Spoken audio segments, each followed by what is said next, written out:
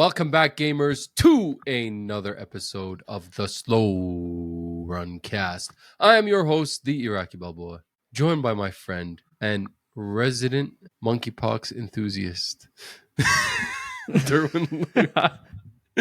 That's a No, deep inside I've joke I've got the bigger scoop. I need to ask you a very important question. We gotta play that news clip, like the do like national service announcement. So, in Metal Gear Solid Delta Snake Eater, yes, which is the remaster of Metal Gear Solid 3, there are posters that can be found in the place that you're infiltrating of like these models. okay, But in this new version, they have not updated pictures. Not 2D polygonal. Maybe I should backtrack. I should explain to the podcast that me and Derwin were just talking about. Derwin's a nurse, for anyone who doesn't know, and he knows about diseases. And so we were just talking about diseases that give you like sores on your body that end with pox, smallpox, chickenpox. So don't worry, Derwin does not have monkeypox. That's where you jump to? Yes, yeah. I have chickenpox. No, I'm a big chicken is what it is for scary games. Poster art. But yeah, they're basically models. They had their old pictures. So in Metal Gear Solid 3 Snake Eater, or Delta Snake Eater, you can choose either the old picture of them as their younger selves, or they've updated their pictures to their current self. So then the big question is, are you team MILF or are you team old import model? That's crazy. So I didn't even realize the OG had this, but it's like an actual photo in the game. Yeah, it's not like a made up. Yeah, so basically Metal Gear Solid Delta replaces the original game's bikini model posters with new pictures and family photos of the same women 21 years later. And there's one with like her child now. Mm-hmm. That one's the wholesome one. And then the rest are just like standard like selfies. Yeah. And you can toggle between if you want the updated picture or if you're a vintage guy and you want the old picture. You're asking me, bro, I probably wouldn't have noticed. Yeah. But now that you've seen both, you have to give us an answer, an old one or a new one. I think we're going to have to wait till I play the game. Which, spoilers ahead of time, we were talking about this. There's been a lot of game releases these last 2-3 weeks. And I was trying to pick what I want to play. And I decided Metal Gear Solid would not be the one that I prioritize right now. I'm playing something else, which we'll get to later. Okay. I did try Metal Gear Solid. Oh, did you actually? Yeah, it does not run great. Well, do you want to jump to the chase? I do have a news story about that. Yeah, let's jump right to it. I meant it for a segue between my two between their PlayStation news and the Xbox news. But Metal Gear Solid Delta runs smoother on the Xbox Series X than the PS5 and the PS5 Pro.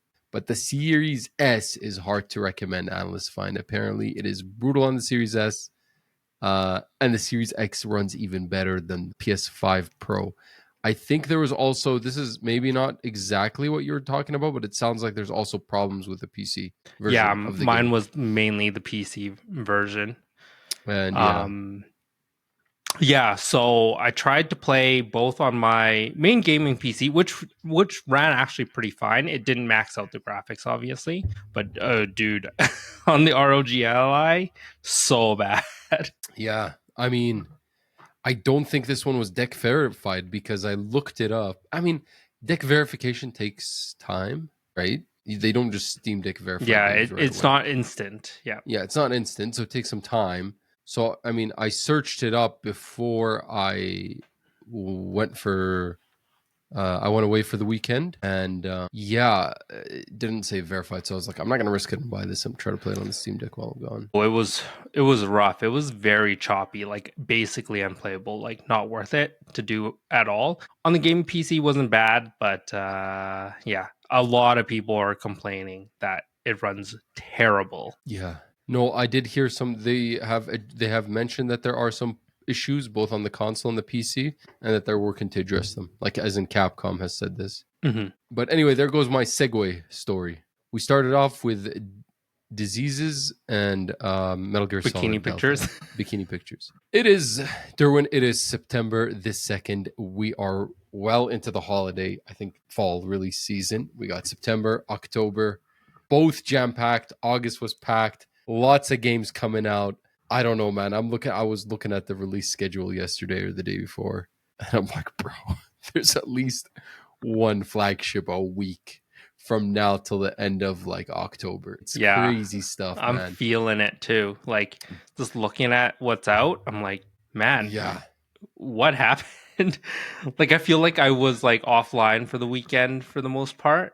And then like I log back on Monday. I'm like, oh, are these games all out? Yeah, I mean, we got just this week, and or last week, Metal Gear Solid Delta Snake Eater, Shinobi Art of Vengeance, Lost Soul Aside, which we could touch up about, but that was a whole other story. Hell is Us reviews have just dropped. We got Chronos: The New Dawn coming out by the end of this week, and of course, we probably have one of the biggest releases of the year. So Hollow Knight Silksong coming out in 2 days here. And then later on in the week, we got Borderlands 4. There's Dying Light the Beast. There's a bunch of other stuff. There's the Lego Voyagers game, the Lego Party game, Silent Hill F. Just off the top of my head, the Sonic Crossworlds racing game, just off the top of my head for September. And then we get into October, and it's just like fighting for survival there. Like the amount of games we got coming out. We got, of course, Battlefield 6. Ninja Gaiden Ragebound is a big one. I'm blanking, but I know it's like crazy stuff. But I mean, with this announcement of Hollow Knight Silksong, there are some games that are literally delaying their release schedule for this game. This game is the indie GTA. Here's a list of some games that have literally moved their release date to stay clear of this. Some of them I don't think is a big enough move. I don't really know if it's going to do anything for it. But we'll see. And they're mostly indie games, of course. No, I don't think Hollow Knight's scared away any of the big AAAs, but there's been a few. Terminator 2D No Fate from September 5th to October 31st. Lord Amber Maze, I'm not sure what that game is. Demon School, September 3rd to November 19th. Comfy Girl, Clover Pit, Kajora, Starbirds, Little Witch in the Woods, Moros Protocol, Phelan, Artuna Lucius, Mega Bonk, and one that I was looking forward to that was going to come out September 8th, now coming out September 23rd, Baby Steps. That's the game where you're kind of like the big dummy in the onesie, and you're supposed to like control your limbs as you walk around. The game from Devolver Digital. Yeah. So there's a few games. There's some games that have stood their ground, some even commenting about standing their ground. Hirogami coming out September 3rd, which is tomorrow, saying Hirogama's launch date is staying exactly where it is. Dark Deity 2 on Switch 2 coming out September 4th, where the developer said Silksong's release announcement was not as fun for me as I had hoped. Fling the Fish on console September 4th. Yes, we know what else is coming out that day. They don't care. They're standing their ground. A few other games. But yeah, the Hollow Knight Do you think Silksong, it really matters for these indie games? Because the cost is usually so much lower. I don't know. I mean, gamer behavior... Sometimes I feel like although I'm in tuned a lot with what's going on in the industry, I'm also not in tune with the average like gamer, just because I effectively have disposable income when it comes to video games. Yeah. I'm not trying to brag or anything, but if I really want something, I'll get it, right? Yeah, exactly. Like if you knew that Silksong was coming out this year, like what would stop me from buying Silksong and then any one of these other indies if I was interested in them, right? Yeah, but I think the issue is not just that. It's time, which is something that hurts me. If I had an indie that I was kind of like interested about, and now Hollow Knight Silksong's coming, I'll be like, oh shit, I probably got to play Silksong, right? And I think it's like awareness. A lot of these indies, what makes or breaks them is like just public awareness. You want streamers to play them. You want review outlets to review them. If you got Hollow Knight Silksong coming out the same day, you're dead, right? Like no one's streaming you. No one's perhaps prioritizing your review, even if you send out code. And then there was no embargo or anything in terms of reviews for Silksong, there was right? No embargo. No, they did not send out early copies. Yeah. Nobody has early copies from what I know. The game comes to Game Pass as well, but it will launch for $20, which is really low. That's crazy. Comes out Thursday, 8 a.m. Mountain Time, so 7 a.m. Pacific Time. There's no like even midnight launch. It'll go live 8 a.m. on September 4th, Thursday. So buckle in. That's a crazy like W for this developer. Did I not tell you? I think I told you that I thought that, you know what, maybe I think Team Cherry is GTA big enough now that they don't need to announce their game at a Jeff Keighley or anything. Like No, but like for them to keep the price still so low is insane. I think recently I found out that there are only 3 people or something like that. There's only like 3 of them. Oh, really? Yeah. Or something small. Maybe there's a few contractors, but it's not a big team. And so, yeah, team, 3 people. Jack Vine, Ari Gibson, William Pellin. 3 people. Yeah. That's crazy. This is their from South Australia, which is, I think, a province in Australia or a state in Australia. Yeah. So think about it, Derwin. You think Hollow Knight Silksong will sell 1 million copies at least? For sure. Yeah, dude, right? So at 1 million copies for $20, they're making $20 million to split between the 3 of them and cover. And then like also like what their marketing was probably paid for. Oh, 100%. Yeah. Like they spend $0. They probably made money for. They're not paying Xbox or Microsoft to put this game on, or like, you know, Nintendo to put this game on like their directs all these years now. They did not pay anything. Oh, for sure. I mean, it's definitely all just. We talked about the Hollow Knight sales numbers. How much were they? Like 13 mil or something? The original Hollow Knight sales numbers were like 13 mil. It sounds like they made enough money on Hollow Knight to just cruise and just develop this however they want. Yeah, 7.36 million and 11.15 million. They could sales have been through. That's crazy. Retire after this game comes out. I wish I could say the same. That you could retire after Hollow Knight Silksong comes out. Yeah, exactly. Yeah, I mean, it's crazy stuff, man. Get ready. Are you playing Hollow Knight Silksong, Derwin? I guess let me ask you, are you a Hollow Knight guy? Did you play the original Hollow Knight? Are you like a sicko? No, I've never played the original Hollow Knight. I am intrigued. Okay. I'm kind of scared that it's going to be too hard as a 2D platformer for me. I didn't beat the first Hollow Knight. I played it. It is intense. I feel like a large scale game in being an indie in disguise. Like you look at this thing, it looks like maybe it's an 8-hour, 10-hour platformer or something with a little bit of Metroidvania, like a Metroid Dread or something with some Souls-like elements. Dude, this game is crazy. Is insane. It's huge.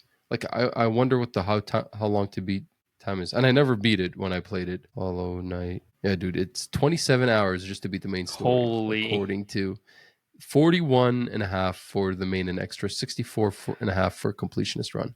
This is not going to be a small game. It's going to be hard, I think. Yeah, the Metroidvania is going to be complicated. The world is going to be huge. The secrets in it are going to be vast. It's going to be a big one, I think. But I think I'm trying it. You're trying it. Like regardless of if we I mean the price is so low.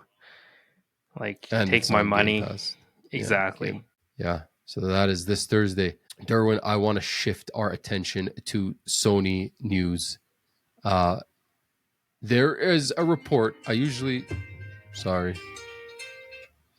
There is a report. I usually don't like maybe kind of commenting on reports until we kind of see something legit. But there are claims that Sony is working on a Nintendo Switch style PS6 portable handheld console that is going to be dockable to a TV similar to the Nintendo Switch.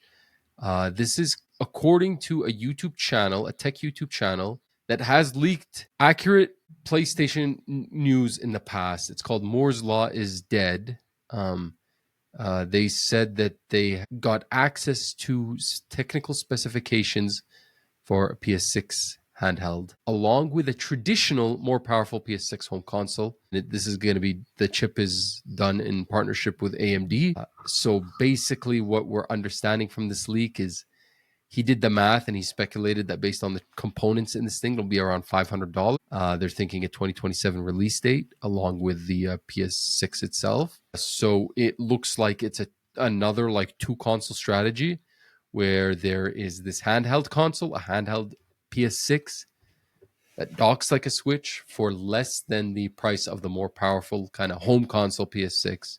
But this PS6, apparently the handheld is going to be just as powerful, if not more powerful than a PS5. Your thoughts about this? If it's true or not, we don't know. Obviously, we were not going to find out anytime soon. But what do you 500 think? US dollars sounds like a lot. I don't think so. Like, You think? well, no, here's the thing. Like, are you going to be buying both, right? If you buy one, or like, if you I buy think. one, does it make sense to buy the other? I I think think is ultimately the question for the me. way this is being pitched is they're trying to, they're okay with you buying the cheaper one, the portable one. That's like a Switch. I think I don't that's know. what I'm understanding.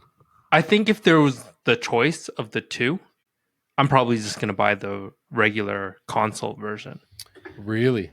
because I like running Windows on my handheld because it's not just it's not just a gaming device now for me. Like I find it, I would take it to like my girlfriend's house or whatever, and I can watch like movies on there. Yeah. I Like I like dock it up to a TV if you don't have a smart TV but or if you have the whatever. It's choice just everything's on between there. if you have the choice between the less powerful one and the powerful one, which one do you pick? Do you just pick the more powerful one, even though it's not Yeah, handheld? I'm thinking the more powerful one. Yeah, well, I'm completely different than you. I'm total. If this is legit, I am excited, man. This is like a one all be all solution for like the next generation of consoles. If this comes out, I don't buy another Steam Deck. I don't buy any of these Windows handhelds, these ROG Allies. If this thing's legit, I buy both. I buy the home console that is more powerful, and I buy this handheld thing that I can take wherever I go. Yeah, but then you'll have a Switch too as well. So like, do you need that many handhelds? I don't, but the handheld I do need that I never have is the PlayStation one. The reason why those other ones even are in my house is because I don't have the PlayStation one. Really, for like from a handheld perspective. I mean, the bulk of the games I own, digitally and physically, are Sony games. Both this is carryover from the PS4 generation, and it's just my preference. If I have the choice to play something on multiple platforms, unless I want to play it handheld, I'm buying it on a PS5. And so I have a big library of games that every time I go on a road trip or go somewhere where I want to take my handheld with me and I want to play a game handheld, I'm like, well, I could play this. Oh shoot, I already own this on PlayStation. Do I really want to dish out the extra money to buy it on Steam or buy it on Switch so I could play it handheld? So I this think is things might literally change in a few years though if once you've built out your Steam library a little bit more. maybe, maybe not. I don't know. Of course, maybe in 2 years I'll have such a big Steam library that I'll also want the Steam Deck. But I don't. If I could get something like this, I don't see myself not buying it. It would for sure not. I don't care about playing it docked. I would for sure have my home PlayStation 5. The whole dock thing like doesn't matter to me. This thing could like not be docked at all and just be this handheld. But it would be a dream come true to have a console, handheld Sony console, where I'm logged into the same account. I have access to the same libraries. Maybe I could even like cloud stream onto my PS6 from it, uh, or just playing games natively. It's like for sure. If this thing already existed, I would have never bought a Steam Deck. You know what I mean? I still Yeah. would have bought a Switch because the Switch is like I don't not aside from the handheld thing, just the Switch games exclusive thing. But yeah, Yeah, I don't know. Like dude, the amount of love I have for the Ally is insane. Like it's the thing I game on the most now. I get it. But if this thing existed before, if this thing existed now, would you have ever bought an Ally? I don't know. But Yeah, now that I have it, I don't think I would trade it. Like I want to be able to do more things than just game on a handheld. Like if I'm probably going to be taking it to Korea instead of a laptop really. because I can, or my iPad because I can watch movies on it. I can play games on it. Fair enough. Like if I need to check my email real quick or I need access to Windows, like it's just there. I feel like I'm the total opposite of you. I don't even when I bought my Steam Deck, I checked out what desktop mode looks like, and I've probably never gone into desktop mode again. I don't use it for anything else but to play games. I don't Yeah, really no, care about I anything. just like the multifaceted aspect to it. It's great. I haven't even like tinkered with my Steam Deck to try and like get GOG on it or get Epic Games or Yeah, get I've try to get Game tried Pass. on like the Steam OS for the Ally. It's not it's not like a seamless time. So to me, like I said, having Windows is amazing on it. I would not be able to run Steam OS permanently. I don't think at this state. Yeah, I mean, yeah, I don't know. I mean, we'll see. This handheld thing is like growing up. It's exploding. We got like the Steam Deck. I think there was a report that the next Steam Deck don't expect it before 2027, 2028. Yeah, 2028 I think was the next window that they were targeting. Yeah. Yeah, Which and sounds then kind of reasonable to me, to be honest with you. yeah, I and Neo, I think 3 is coming out eventually later this year. That one's like a OLED 120 hertz one that runs on like a Ryzen chip. So Mm. AMD, and like the new Legion Go 2's coming out, the MSI I thought that already Claw came AI out. Plus. But that was the Legion Go S that came out. Yeah, Legion Go 2 I think is different, and Yeah, they it's the just one with the detachable Joy-Cons. yeah. Yeah. Yeah. That you could use as a mouse, which they Yeah, that kind of one use mouse runs the controls new first. Z2 Extreme chip, which is just like the upgraded Yeah, but or think the about next all these gen. prices you're talking about versus $500. All of these things are more expensive than $500. Honestly, I would trade my Switch 2 for a handheld instantly. Sounds like you're not really on the Switch 2. What's going on, buddy? I've actually stopped touching my Switch 2 since I finished Donkey Kong. beating Bonanza. There's nothing really to play on there. And the things I can play on the Switch 2, I can play on the Ally. Yeah, I mean, I'm the same thing, but none of that surprises me. I knew when I bought the thing, it was going to be for exclusives. It was going Yeah, to it be was Mario Party. It was going to be purely for Bonanza. exclusives. It was going to be Metroid Dread. It was going to be the Duskbloods. It wasn't going to be anything else. Have you That's what gone further on Bonanza at all? Not really. I did not play much Bonanza. When did Bonanza come out? The end of June? Or middle of June? Or was it Yeah. July? No, it was July. I think July, yes. I think by the time Ninja Gaiden Ragebound came out, I did not play anymore. I So- tried to play it with my son, but it was very frustrating. My yeah, son, I think he's just a little bit too young. yeah. Well, what would happen was I'm like, he still plays Astrobot, but like when I turn Astrobot on, I just want to be able to give him the controller and be like, leave me alone and do whatever you want to do. But he doesn't want that. He wants me to do the things that he likes in Astrobot because I could control the controller better. Bonanza, like, I want him to give me the controller so I could just play the game and he watches. Absolutely not. He just wants to take the controller and do his own thing and not let me touch it. So after like trying to play with him for like a week, I got really frustrated with it. Yeah, I don't know. I need to revisit that game, I think, with a clearer head, but also, man, it was too much for the senses. It just bombarded me. I would get a headache. I can't believe I'm saying this, but the game was like too much. You're showing your Like, age, just Mo. You're stop, showing man. your age. The colors, the sounds, the vibrations, everything was just too much, man. I couldn't handle it. Yeah. I'm not trying to dunk on the game, but I did kind of fall off. Yeah, I noticed that. Yeah, I'm just glad I beat it before all this stuff came out. Yeah. It might be like a November, December thing. That's the only time it looks like there's like a break right now. Surprisingly, they're still pretty empty November, December, January.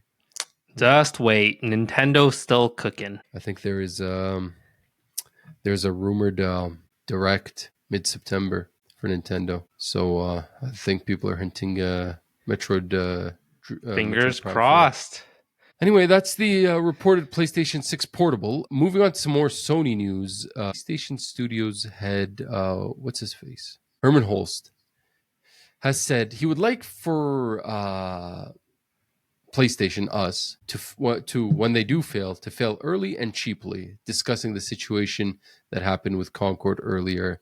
They're saying they still want their team to, quote, kind of try new things and be risky, but at the same time, they want to have a little bit better oversight to be able to detect where things are going wrong and kind of pull the plug on and detect like potential failures and pull the plug on them before they turn into $400 million development cycles. I mean, we did the CFO Lin Tao earlier this month commented about some of the live service failures, which we covered on the podcast a few weeks back.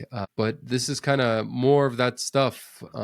Admitting that this whole live service push that they had back in 2022, that they started in 2022 under the then president Jim Ryan, seems to not have gone the way that they wanted. And in addition to that, following up on that, there are news that there has been another key Fair Games developer quietly like leaving Haven Studios. Back in May, we talked on the podcast about Jade Raymond, the studio's founder, departing the team. And now apparently the director, Daniel Drapeau, has also left the studio. This is just kind of people sneaking up on his LinkedIn, but it says, yeah, he was working at Haven Studios from March 21st to August 2025. 4 years and 6 months. What do you think about this fair game situation? Like, I mean, what do you think about the live set? We've talked about this a bunch of times, but from a higher level perspective, from what I know, the only games left are Fair Games and Marathon. Everything else has either been canceled or delayed. There is the new studio that they started, which was a spin-off of Bungie that was working on that Gummies game. But that's it. And apparently they're still working on that Horizon co-op game. But otherwise, I don't know. Fair Games is not looking good to me. I think this is when they're going to pull the plug. Because after all this conversation, I don't know if it's going to be there. Are they going to do the same thing that they did with Concord? Just release it and be like, oh, sorry, this sucks? Yeah, I and can't just see write them it wanting off. to do that. I don't know. It's not looking good. But how can you, of course you want it to, like, of course you want to find out early if something's going to flop or not, but like you won't know if it's going to flop or not until it really comes out. Right? Like it's like what comes first, the chicken or the egg, right? I think they should know that unless they have a banger on their hands that we're not aware of, that Fair Games is going to flop. There's no hype about the game. No one gives a damn. Unless they know in their hardest... I mean, Marathon looks like it might flop. And Marathon has a way better studio behind it. And it's probably a way better game. You know what I mean? Like, if there's no hype for your game from what we've seen of it, unless you're hiding like some cards close to your chest, I don't know, bro. Yeah, I don't know. And there's no live service game that like how good gets do you me think excited. How good do you think Fair Games is if the freaking studio head, the one who invented this created studio, Jade Raymond, left? Do you think there was a really good game, but you just had beef with Sony or the director? I don't. I think this one has to get the can. Based on just this information. I mean, maybe there's some information I'm not privy to, but yeah, I don't know. I just it's hard for me to definitively say if like a live service game sucks or not, because like I like none of these live services games does it for me, and I historically do not play these live service games. Yeah. So like his guess is the best as good as mine.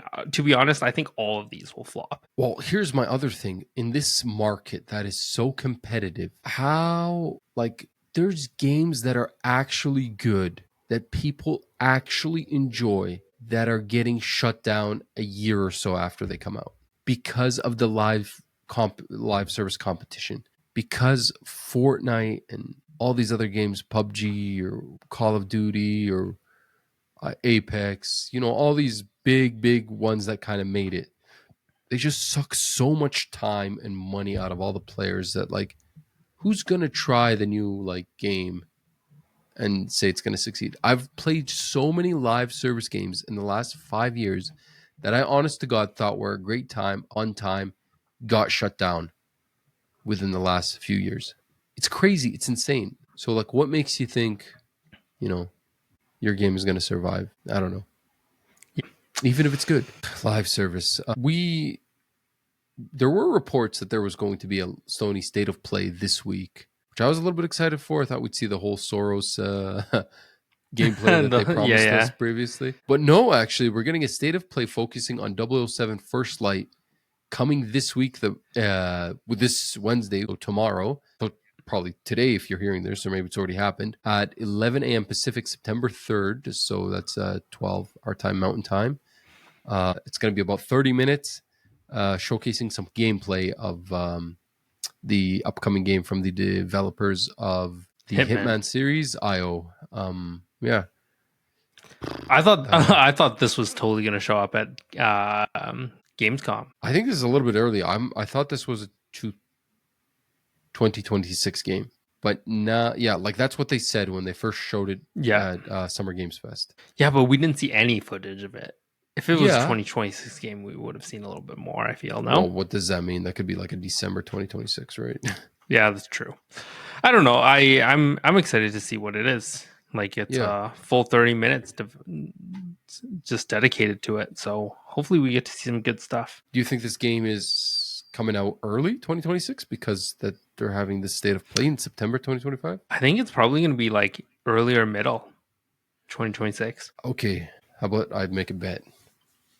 Because I'm the king of release dates. How many have I guessed so far? Well, I don't know, okay. the Switch 2 one. The Switch 2 one. That was the big one. Okay, here. I got to remind you every time. I'm going to make a guess. I think this game comes out on January 27, 2026. On a Tuesday. January 27, 2026. Write that down before we forget. I'm writing it down. Don't worry. Do you think we're going to see a release date tomorrow? Because if it's January, we're probably going to see it. I don't know if I could commit to that much, but I think we're going to see a lot. And it's either tomorrow the release date or it's going to be at Game Awards. Ask me why I think this. Why? Because IO's last game, Hitman 3, came out on January 20th, 2021. I think this is a January game. I think they like releasing their games around this time. All right. All right. Yeah. Let's do some more research. Let's see all their games. Man 2, the 2018 one. Oh, that's not a good example. That's September. That means stealth launch right after. This one's March. There seems to be no trend with their release dates. But you know what? I'm going to stick with that. That seems like a nice, if you're already talking about the game this early when it's 2026 and the fall hasn't really happened yet with all the releases in the fall, you're not talking about it at Game Awards and you didn't talk about it at Gamescom. I think this is an early game. 2026. Okay. Derwin, did you know Sony finally made the PlayStation refund process normal? Oh my God. Like you're doing a walk of shame with a goddamn robot. Yeah. Notoriously known for how bad their support is. Yeah. Horrendous. But yeah, they apparently fixed it. I recently refunded Battlefield 6 because I pre-ordered it thinking that was the one that was going to give me the early access to the beta. But apparently, no, you had to do some stupid thing where you watch a streamer for like 30 minutes and then you get a Twitch drop. That was so dumb. So I refunded Battlefield 6. But yeah, you basically, now what you do is it could be done on the app or the website. And then they look at what, like play hours, right? Yeah, so if you bought it within the last 14 days and you haven't begun the progress of downloading or playing it, so that's the problem. This is not like Steam where you get like 2 hours. Oh, it's not. Refund. So you have to literally have never like started it. Yeah. Dude, it's still garbage. Like Sony, you make so much money off your games. You can't let people try out a game for like... Yeah, that's called PlayStation Plus Premium Trials, Erwin. That's not what you're going to get here. Yeah. But no, you could at least just do it yourself off the app. If you haven't downloaded the game or played it and it's been 14 days since you purchased it, you could just refund it. And you're not going to have to go through some chat robot. And if you pre-ordered, obviously, up until before the release, you could refund it at any time. And to be honest with you, then now that I'm saying this, I don't know why this news story came out because I believe that was the way I refunded it, which is kind of weird. Well, I mean, you can share your personal experience. It was good from the sounds of it. My next story here was supposed to be our segue into Xbox Metal Gear Solid Delta running into PS5, running on PS5. But we are going to move right into Xbox. Derwin, we talked last week about Xbox potentially bringing cloud gaming to their lower Game Pass tiers. And you bet that is happening now. xCloud is now available on the base 2 tiers of Game Pass as well as Game Pass PC. I can't remember what the tiers were. They've changed it so many times. There's like it's core and standard. Yeah. Is it core and then something standard. Else? Yeah. So core is the one that basically lets you play online and you get like 25 games or something that they've been incrementally adding to the library. Standard is the one where you basically have Game Pass, but you don't have online, but you don't even have the full Game Pass. You don't have like all the day one releases on Game Pass. You get games like 6 months later after they come out day one. And then PC is just, PC, which is probably the best Game Pass version. And then the, Ultimate is where you get everything, including streaming. But now the xCloud has moved to the lower tiers. That makes sense. It should have been like that to begin with. Yeah, I agree. Derwin, we have some news about the fallout of Xbox's big or Microsoft's big kind of layoff push that they did about a month or two ago. Some good news, kind of actually. Rare Veteran lands a new role at Xbox Game Studios after the Everwild cancellation. This is coming from Andy Robinson on VGC. Luis O'Connor, a 25 year Rare veteran has been made Xbox Game Studios chief of staff. So she was the executive producer on Everwild. So looks like she didn't get canned or like go or quit her own after this, and just kind of got a different job within the company. I can't say the same about some of the other people on the lower end of this layoff push. Specifically, the Candy Crush developers, where some devs have said online that we're all set. Are we all set to fail? Staff at Candy Crush's Studio King are in fear of more layoffs to come. Microsoft apparently wants developers to use AI every day. And basically the last push was people who literally created AI to do their job got laid off. This report is coming from mobilegamers.biz. So yeah, it's a deep dive. Like, it's a long read. But yeah, so there's some staffs that are taking legal action against some of the severance packages because apparently they're illegal. Some staff chose to take the severance packages because they just didn't want to deal with this anymore. Like, there's like talk about like even the people that got laid off, like, it makes no sense. It was like, it wasn't based on merit or anything. It was like, it's nuts. Like, I it's too much for me to just kind of gloss over here in the podcast. So I would take a deeper look into this. But we already heard about a month ago that some of this push to lay people off when they cut 200 people from King was an AI thing, that they were thinking like they basically want to reduce their, work overhead by using more AI. I mean, this is really troubling, I think, this one. And honestly, after I read this report from what do you call it? Sorry, mobilegamers.biz.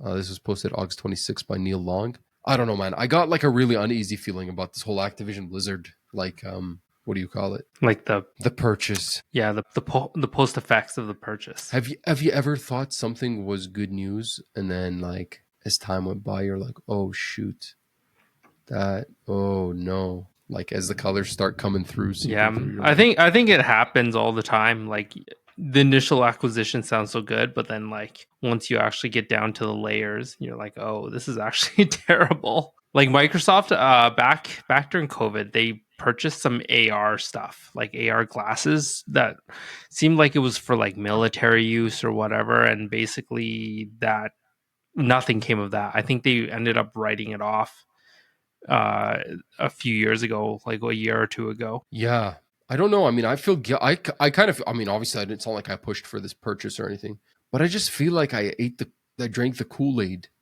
when like this purchase was first happening, and everyone was like, "Oh my god, Activision Blizzard's such a terrible company, workplace toxic, people are getting sexually harassed there, blah blah blah blah blah." What's his name? I forgot his name. That's how irrelevant he's become. But it was like, I felt like he was in the news every day for being a scumbag. What's his name? It's okay. We don't need to mention his name. I don't really want to advertise his name, anyways. Yeah, but now it's like something stuck in my head that I'm gonna Google anyway. But yeah, you thought that Microsoft was gonna come and save them. I thought Microsoft was going to be the big thing. If you remember in 2021 when this purchase was happening, Phil Spencer was going up on stage saying, we don't want to get involved with development studios, want to give them the time to develop what they want, like think about their passion. Like, I remember that around then, like the Hellblade studio, Ninja Theory, had recently just got like purchased by Microsoft after they had like a crazy one with Crazy Run with Hellblade 1. That is a tongue twister. Crazy Run with Hellblade 1.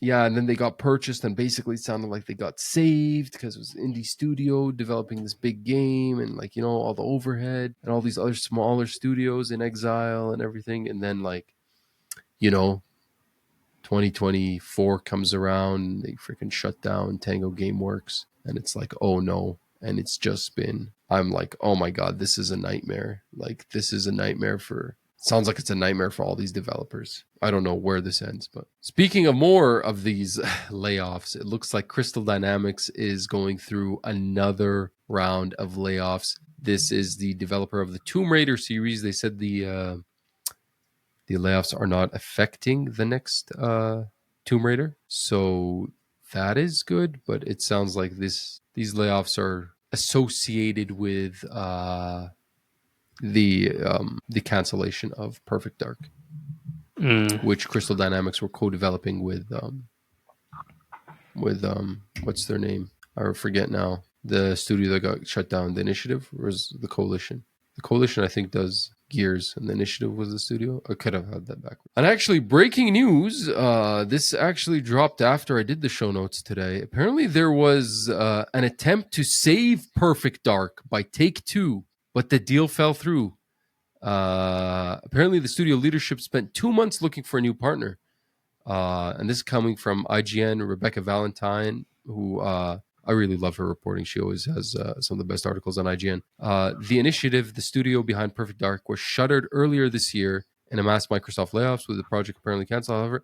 However, Perfect Dark apparently remained in development at Crystal Dynamics until just last week, while leadership from both studios struggled to find new funding from a surprising source, Take-Two. In a report from Bloomberg, which IGN can corroborate from its own sources, it is revealed that Perfect Dark was not fully abandoned when the Initiative shuttered earlier this year. Leadership from both Crystal and the Initiative spent the following 2 months looking for a new publisher and funding source, while multiple parties expressed interest. The most likely candidate turned out to be Take-Two Interactive. However, the two groups could not come to an agreement, at least in part due to disagreements over long-term ownership of the property. As a result, the deal fell through, resulting in last week's layoffs at Crystal Dynamics, as all hope of the project being reinstalled vanished. So yeah, the story of the layoffs came out first. So we thought it was just more of this, just fallout of the Crystal Dynamics or of the Perfect Dark cancellation. But it turns out actually these layoffs are because they were trying to save the game for the last 2 months and couldn't. And now it's kind of really, really done. I think we saw something similar with kind of what's the studio? The Xbox one, the first one they shut down in 2024. I just talked about it. Tango GameWorks, yeah. But Tango got actually saved, I think, a couple of months later by... Yeah, they got saved. Yeah. So this is really interesting. This literally just dropped a few hours after I finished the show notes. Yeah, so that's unfortunate. I wonder how that would have worked, because if I'm not mistaken... Perfect Dark would be a Rare IP, right?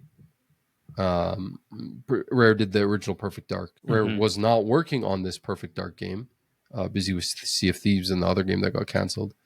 Yeah, but, maybe it had something to do with that too. But Xbox owns the IP, right? I don't know. Yeah, but they probably didn't want to give it up or something like that, or I don't know. Maybe Take-Two was like, no, I want the IP or something. I'm not just gonna. Yeah, exactly. They want to basically control the IP going forward, right?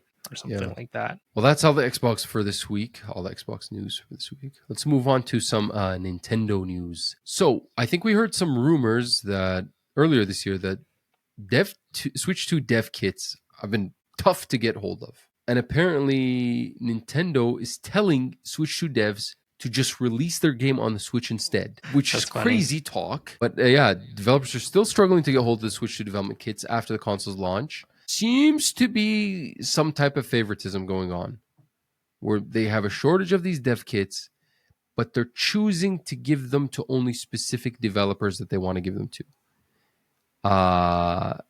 to develop on Switch 2. And I think they also don't want to give up on that Switch 1 install base, and they're still trying to, still trying to make sure that there's some games for it. Still crazy stuff. That seems like a little bit of self-sabotage. I mean, I know only Nintendo could probably get away with something like that, but that's crazy. Yeah, I don't know. That's crazy. We're seeing news of these games just running terribly on the Switch 2, and I wonder if it's just because they didn't get proper development kits, or I don't know. Potentially they assumed that it would just run good on it. But yeah, Shinobi apparently runs terrible. Does it really? The Switch 2? Yeah. I mean, I'm not gonna buy it on the Switch 2 and find out, but is it a Switch 2? Is it a Switch 2 port, or is it like a Switch 1 game? Let me see. I only read about it briefly, but yeah, it looks like it's just terrible to look at. And the only way it's playable is if you dock it. Oh, jeez. Which is crazy. It's a 2D game. It's pretty vibrant, but the same problem was with Ninja Gaiden Rangebound. Apparently, it run worse on the OG Switch. Or on the Switch 2 because it's just running the Switch 1 port. There's no I think it is a Switch 1 game, and it's just basically getting played on Switch 2. So like this could have been like an issue with development kits, right? It sounds like there's no equivalent of like a smart delivery, like a Xbox Series X smart delivery thing, where it gives you the best version of the game. Like even if you have a Switch 2, you're just running the Switch 1 game. That's so disappointing because they had so much time to cook with the Switch 2 and they like couldn't figure that out. Yeah, that's crazy to have like a console with that level of install base but have a shortage of dev kits. I don't know. I'm slightly not buying it. Like I feel like there's a little bit of tampering from there and they want these games on the Switch 1 because otherwise maybe a developer will be like, yeah, I'll just skip the Switch 1. I don't want to deal with this. Exactly. Yeah. And then they start losing some of the customers that only have a Switch 1, right? Which I don't know why they care. I mean, they're trying to get their install base on the Switch 2 as fast as possible. It's weird. It seems contradictory. Speaking of Switch 2, the news came out that 75% of Cyberpunk 2077 Switch 2 sales were in fact physical.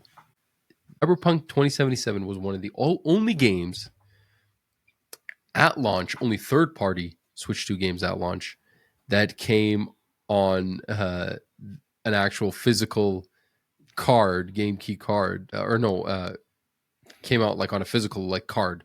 Yeah, with an actual with the data on it. With the data on it, it's a lot of these third-party devs chose not to put their games on these game key cards because the only available card was a 64 gig, which was really big for some of these games. They didn't want to dish the extra money to do that, I think. So for Cyberpunk, it is that big, so it needs that much space. Mm-hmm. But this is a crazy statistic: 75.4% to 24.6 physical copies sold. I don't know what to make of this. Does this mean that buyers are supporting physical and are, voting with their dollars and saying, no, we'll buy Cyberpunk because it's physical? I think what it is because of the price. I think people are buying it physical so that they can resell it once they're done. You think so? I think so, because like they're basically paying full price for a game that technically is already out on sale. They might have just wanted to try it on the Switch 2 or play through it once, and then they would resell it. But you could still resell these game key cards. No, it's saying like people bought physical over digital, right? Yeah. So it doesn't really tell us anything. Like it could have released in a game key card and digital, and most people would have maybe bought the game key card. I don't think it really tells you a difference between whether or not sales will be good because a game is physically on the cartridge or not. So do you think that if we were to get the same statistic for the plethora of other third-party games that came out on Switch but came out on game key cards, we would get a similar split? Like Hitman 3, I think regardless maybe of how much they sold. I think maybe for some of the games that are already out, sometimes people will just be buying to try.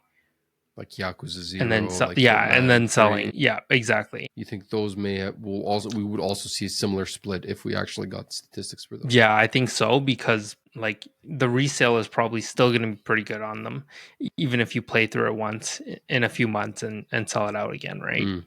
Yeah, Switch resales are usually better anyway. Exactly. So it makes sense to me. I think for that reason, because you could buy on other platforms for so much cheaper, people would just play it and then resell. Well, I wonder what the statistic is for Donkey Kong Bonanza then. Would it be similar split? Or do people want to keep that game so maybe they just go out to digital? Yeah, I think that one might be a variation. Yeah, and then because that might be a game that like a lot of Nintendo diehards would be getting, right? And like to them, they might keep the game. I think Mario Kart is probably one where there would be more digital than physical. Any of the party games, to be honest, it seems like people are more interested to have on your Switch, where you could literally, not carry around a cartridge and lose it at your friend's house, right? I think it's also because the bundle. Why Yeah, would you of buy course. if I wanted a physical copy of Mario Kart? Why would I buy a physical Mario Kart for 110 Canadian dollars Yeah. when Yeah. I can buy the bundle for an extra $70? Yeah, I mean Mario Party, I'm sure we can take a look at the statistics for if we had them out, and I'm assuming it's most likely going to be digital skewed. So some games make more sense to be digital versus physical, right? Speaking of digital versus physical, Japan's National Library says it won't be preserving Switch 2 game key cards.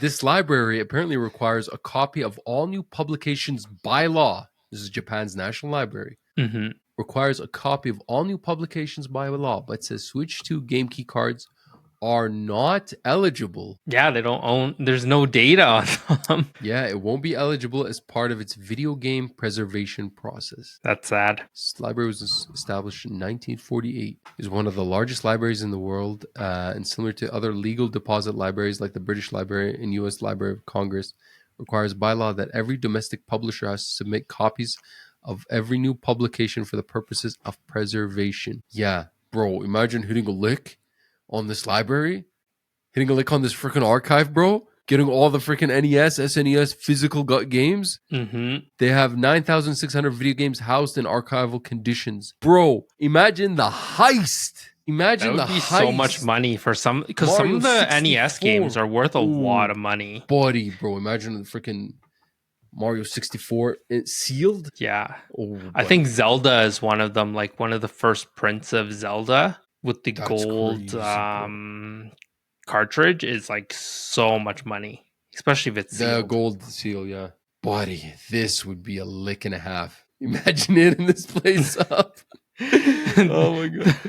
The amount of nerds Hey, failures. Nintendo, you think you could close the Wii U and 3DS shops? I'm getting all these games physical. Just going in, bro. It'll be like the freaking it'll be like Costco every time the Pokemon stack. Mm-hmm, mm-hmm. Yeah. Crazy Yeah, and they'll make a movie out of it. It'll be like Ocean's 13. Yo, but you know what I realized? A lot of these game key cards, if they do have physical versions on PS5, they're already in this archive. They're already there, right? Oh yeah, I guess that's true. Like Yakuza will already be technically in there. Yeah. Just a different console, right? Yeah. Yeah.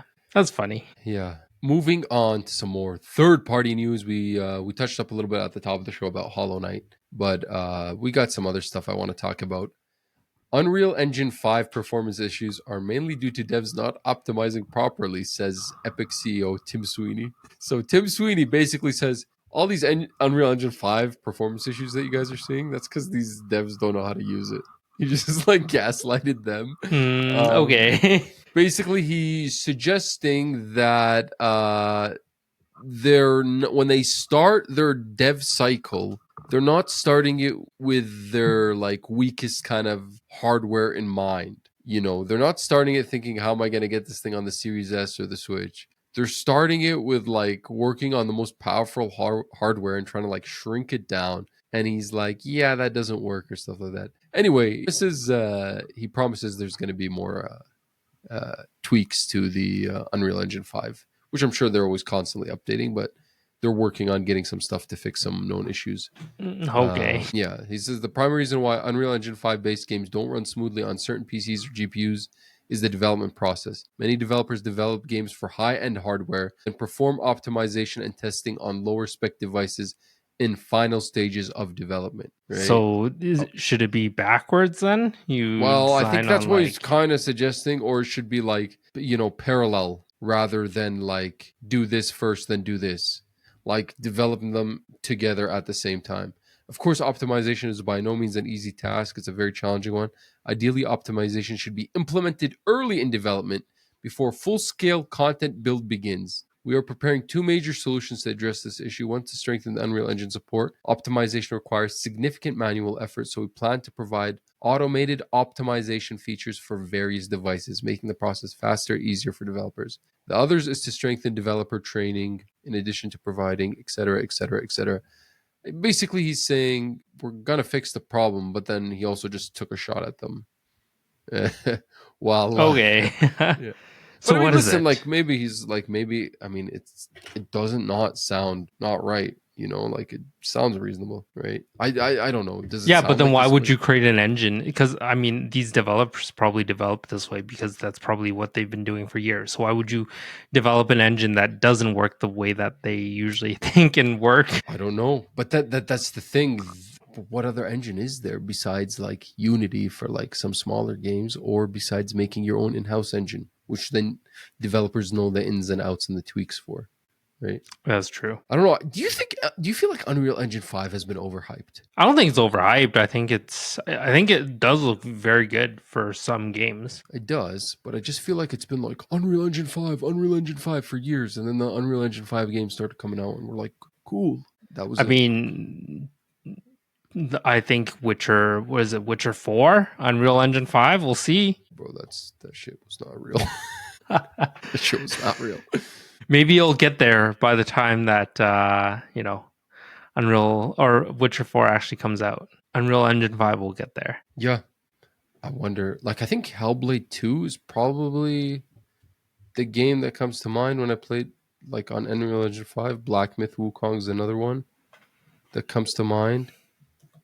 Clair Obscur, Expedition 33. True Is Fiction, Silent Hill 2.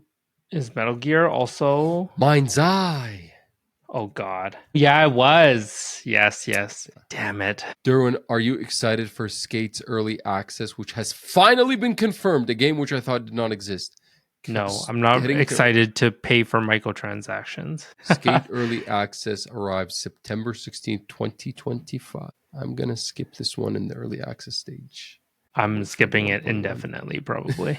Unless it gets 90 on Metacritic. And I don't know. I'm not a big fan of skateboarding games. Maybe when I was a kid, I was more into them. I don't care for them now. Yeah, I did try Tony Hawk Pro Skater 3 and 4, and I was like, this is fun. But I'm like, oh, do I really have it in me to play this? Derwin, did you hear about this UK safety stuff that's been going around? The UK Online Safety Act? Yeah, with confirming, to watch confirm my identity and stuff. Yeah.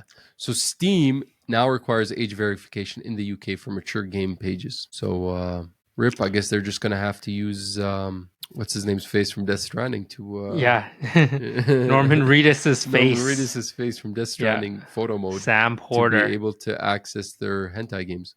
Derwin, we got a lot of Capcom news this week. They were talking about Pragmata. They were talking about Resident Evil. We got some Capcom adjacent news where the Itsuno, the former director of the Devil May Cry series and the Dragon's Dogma series, has hired some high-profile people from Capcom that worked on the Street Fighter series and worked on the Devil May Cry series themselves for their new development studio that they started.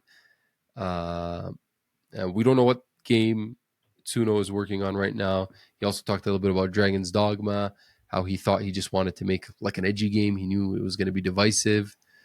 We got, the director from Resident Evil 9 was talking about how this game is going to be batshit scary. Like, it's going to be nuts, is what he's saying. And he's like, the reason we made the third-person mode is like, bro, like, I don't think you guys are going to handle it. That's why we made third-person mode. And they actually thought about the third-person mode after Resident Evil 7 was too scary for people. So get ready for that. They were talking about Pragmata, how its development cycle was, and how they actually, because of the girl in Pragmata's long hair, they had to like update RE Engine to be able to like handle that or cater to that. That reminds me of I think Laura, like the original Tomb Raider, like the amount of time that it took to render her hair and like to actually like program all of her hair was like insane. Jeez, yeah.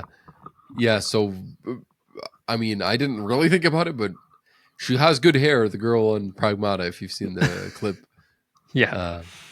So the one story I want to highlight is Capcom has settled it. The internet has been talking about this for months now. They're saying that Pragmata is a secret Mega Man game. Have you heard this rumor? No, that sounds stupid. You have not heard this rumor that fans have been speculating. No. That Why would be? It's not even the right setting. No, they were saying it is a secret Mega Man game, and that basically we're not gonna know this until you start playing it, and then like the curtains are gonna lift. They're gonna drop a bombshell, and it's gonna be we're gonna find out it's a Mega Man game. Basically, it's gone. Capcom has killed that theory. I didn't believe it either, but if you did, then I'm sorry. But the one story I really want to highlight out of all this, which I thought was kind of nuts, to be honest with you, was Capcom's president was, I'm going to say blaming. It doesn't say that on the article here from Chris Scullion on VGC, but I'm going to say blaming. He's blaming the PS5's price as an unexpectedly large barrier for Monster Hunter Wilds sales. I mean, they still thought they were going to sell more of this game. He's saying that if we had it on Switch, we would have sold more copies, which makes sense. If you had it on Switch, you would have sold more copies anyway. But he's saying the PS5 costs too much. So, yeah, if we had it on Switch, and Switch is a relatively lower price, it would have been more affordable for customers, so we would have sold more copies. Is the Switch cheaper than the PS5? I mean, well, maybe in Japan, though, right? In Japan. Because they have that cheaper Switch too. Exactly. And that's probably where their sales are mainly for Monster Hunter, right? That makes sense. That makes a lot of sense now. Yeah, because not here in Canada. I'm pretty sure they're the same price, if not the Switch being more expensive. Yes. Yeah, because it's $6.99 for a bundle, or $6.99 for a bundle versus like when the PlayStation's on sale, it's like $5.70. $5.75. Yeah, right now I'm seeing just the basic disc edition console, the slim versions, $6.50 on Amazon, and the Nintendo Switch was, I believe, like $6.30 or something, right? Mm-hmm. Yeah, it's $7.99 for the bundle with Mario Kart, so it's like, I believe it's $6.30 without the bundle. Okay, yeah. So they're the same price. Okay, maybe I'll take that all back. I'm like, what the hell are you talking about, bro? I'm like, just make it run on PC. It's that special Switch edition for Japan, because they had that cheaper edition so that they could maintain their giant monopoly, basically, in Japan of everybody owning one. Yeah, I guess. Yeah, sorry, I guess I got that all wrong. I was like, what is he talking about? I mean, maybe if they just made the game run on PC, they wouldn't have this problem. I feel like a lot of Japanese people also play on a Switch too. They don't really have a PC to really game on. That's another thing, or even a PS5 now. Apparently in Japan, like that, those aren't even that popular anymore. That's crazy. A PS5 is not. That is like the bread and butter. Yeah, for Japan. Didn't they even move the headquarters of PlayStation to USA recently? Oh, like recently, as in within the last 5 years. Yeah. Well, speaking of Japan, Tokyo Game Show week is this month, and Kojima Productions is showing off their future projects during this Tokyo Game Show. They're having a 10-year anniversary celebration event where Kojima's going to show off, presumably, OD, maybe Fizzant, maybe just talk about it. We'll see. He has really said that he's talked a lot about being old, and he's like, I'm turning old, I'm turning 60. He's like, I got a lot of video game ideas. He's basically said he's not doing Death Stranding 3. He's going to be too old for that. And he basically has a script written up, ready to go for what Death Stranding 3 would be. And maybe just give it off to his studio when he leaves. Are you going to tune into Tokyo Game Show, Derwin? No, because it's like the time difference is pretty crazy, isn't it? It's brutal. Yeah, I'm not watching. I'm gonna just read the stories that come out. And It's going to be a lot of JRPGs. It will be, yeah. Yeah. Maybe we'll get a few release dates here and there, but that's it. Yeah, I don't think there will be anything like super big or interesting that I'll be excited for. Yeah. Maybe Kingdom Hearts, though. Oh, buddy, you did. Get out of here. Lulu, bro. I got to throw that out there no matter what. Kingdom Hearts, get the hell out of here. You're not seeing jack shit. What was the last Kingdom Hearts? When was the last time we heard about Kingdom Hearts? The next one, Kingdom Hearts 4, is it? Yes. Is that like 2021? No, I thought there was we had like a little trailer not that long ago. No, the last time anything Kingdom Hearts 4 came up in the news was like 2024.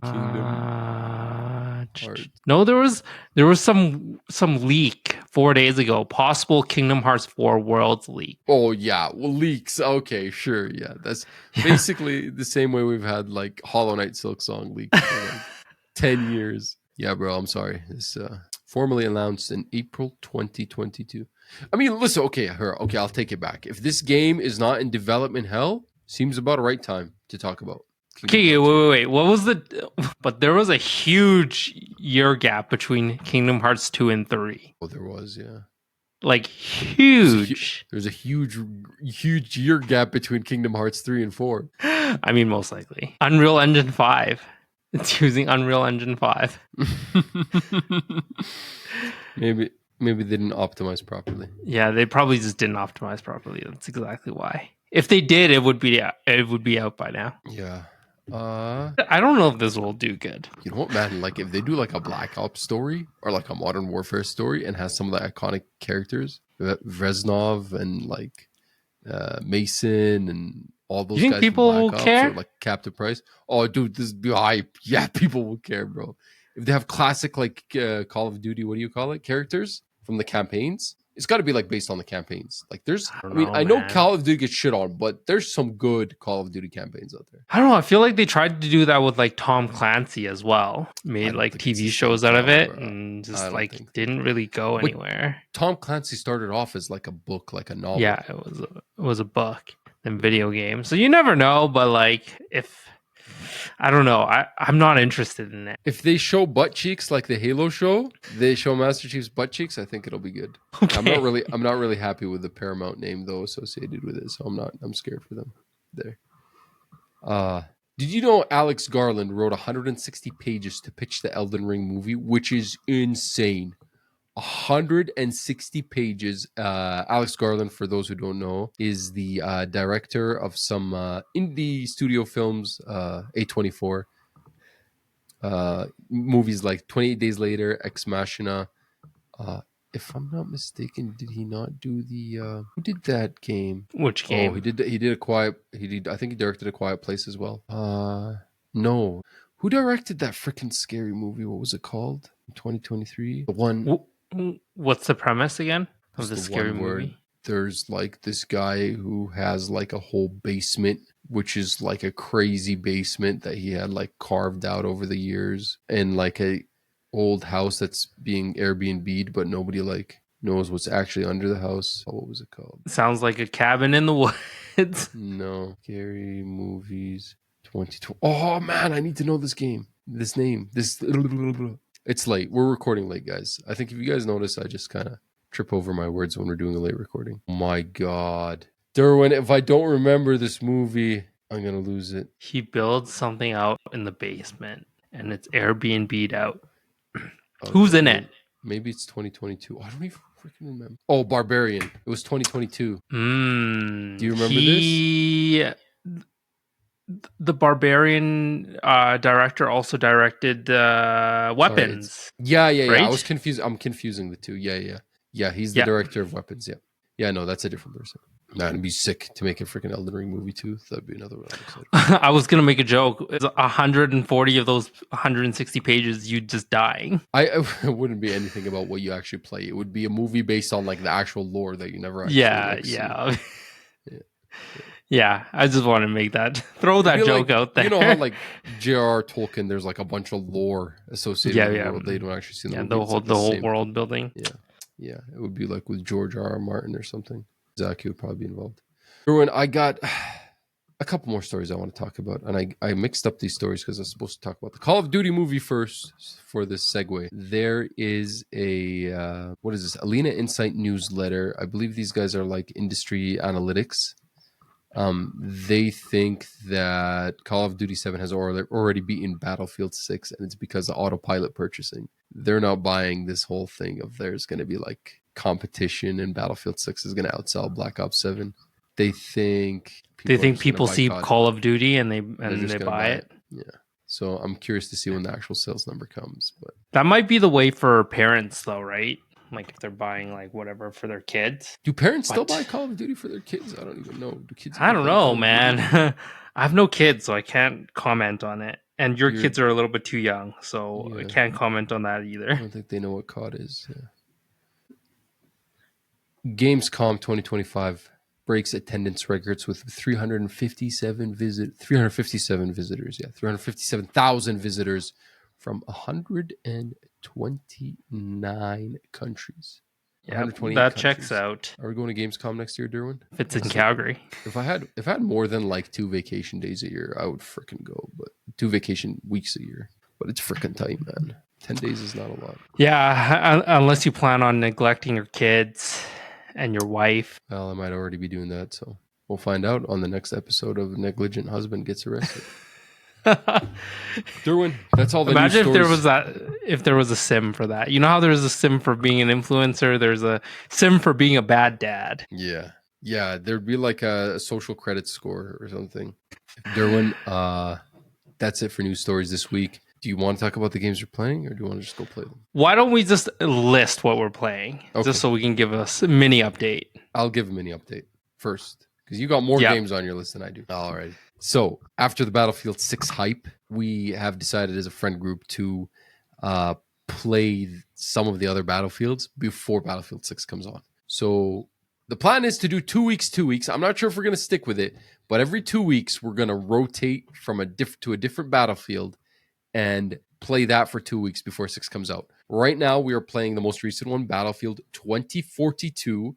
By my estimates, I believe we're scheduled to run that till next week, Thursday, the 11th, before we would switch to a different Battlefield. There's a possibility that that's not going to happen and we're just going to get Battlefield burnt out, or we're going to play Battlefield, or we're just going to keep playing 2042. But yeah. Right now it's we're $3.99 on the Steam store right now. I think it's still $3.99. Dirt cheap. Its concurrent players has gone through the roof, but yeah, because they held some of the unlocks for Battlefield 6 behind it, right? There is a battle pass, that free battle pass where you get Battlefield 6 in-game unlocks if you get it.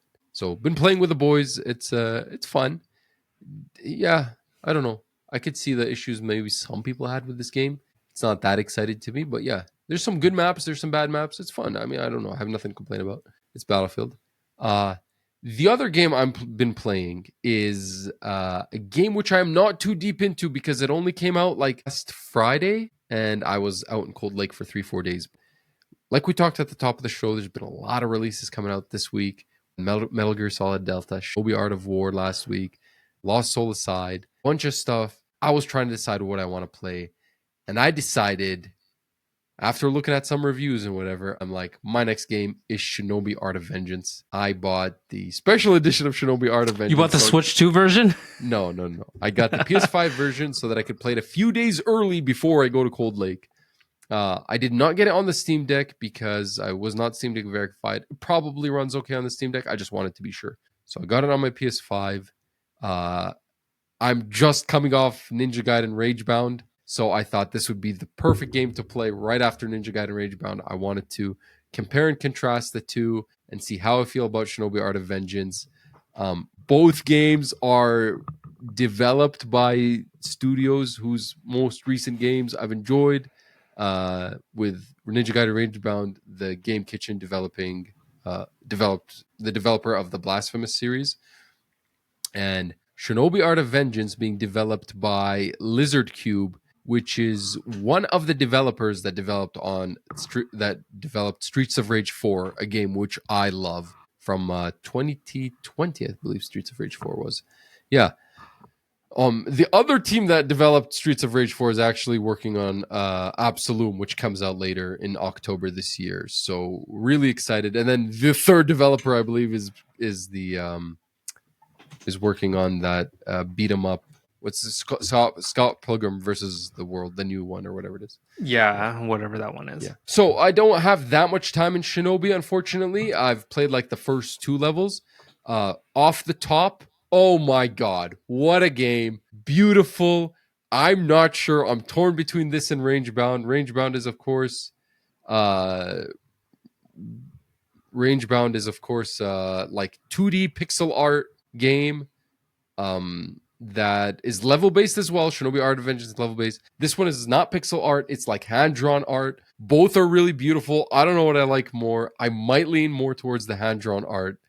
Uh, Comparing and contrasting the two, the Shinobi Art of Vengeance levels are more open, they're more expansive. They're slightly Metroidvania-like, not in that you have a big open world where you like backtrack to the world like a Metroid Dread, but more like you have levels and you can revisit those levels and unlock stuff in those levels after. I love how there's a checkpoint system in each level, which was not available in Ninja Gaiden Ragebound, where if you left that level, you'd have to start all over again. There was no option to like hop into specific Okay. points in the level. This game gives you that opportunity to hop in.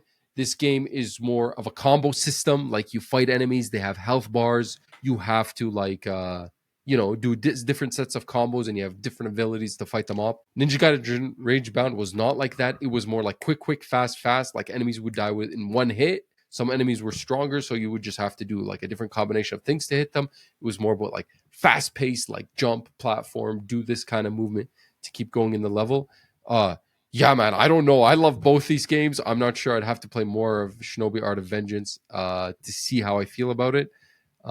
But it's crazy, man. I'm eating for like 2D platformers. These are the perfect things for me. Unfortunately, like I think Hollow Knight Silksong is not the perfect thing for me. A game where it's like really expansive with twisting and turning, like connected like world and like quests and harder bosses. This is like nice, straightforward. I hop in, I do a level, great stuff. I am loving Shinobi Art of Vengeance. I'm glad I picked this game to be the next game I play right now. Good to That's it hear. for me Good this to week. hear. So my version of that is still Rogue Prince of Persia, still playing Yes. ROG Ally. It's roguelike Prince of Persia 2D platformer adventure. Don't need to talk too much about it. We I talked last week. am basically done the game. I've beaten the boss multiple times. Haven't unlocked everything, but I'm kind of happy as where I'm at with it. It's just super fun, easy to pick up, constant. Would recommend it. I picked up a Quest 3 again, Okay, as I've let's told go. you. Yes, you did tell me this. So I'm back on Arkham Shadows.